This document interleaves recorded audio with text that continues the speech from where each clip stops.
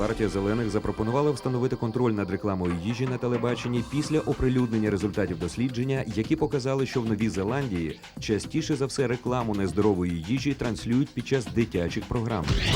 На думку зелених Нової Зеландії, найкращим варіантом було б, за прикладом Норвегії та Швеції, повністю заборонити будь-яку рекламу під час дитячих телепередач. Вибирай життя. Протягом 15 років Швеція відмовиться від використання нафти. Завдяки зеленому лобі всі системи цієї країни вже переобладнані під використання геотермальної енергії та теплових відходів. Так, партія зелених Швеції захистила країну від забруднення довкілля та сприяла подоланню енергетичної кризи. Вибирай життя.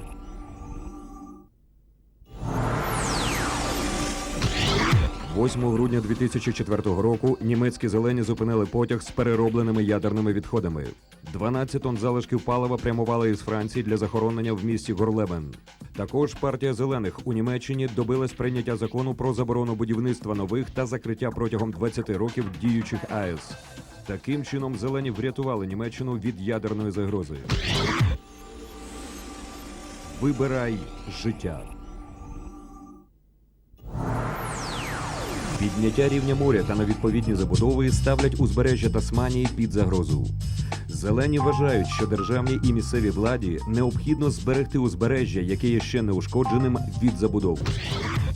На думку зелених, заповідники на узбережжі необхідно розширити та законодавчо захистити для попередження можливості продажу під забудову територій, берегових та морських заповідників. Вибирай життя.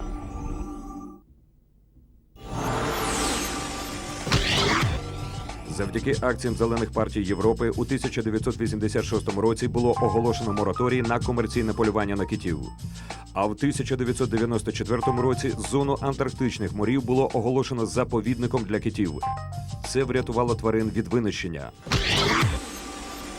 Вибирай життя.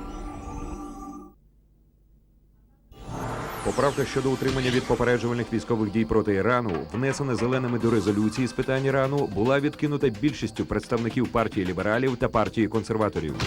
Зелені впевнені, що атаки на атомні електростанції Ірану не призведуть до припинення виробництва атомної зброї та не створять більшої безпеки Ізраїлю, яка є дуже важливою. Вибирай життя. –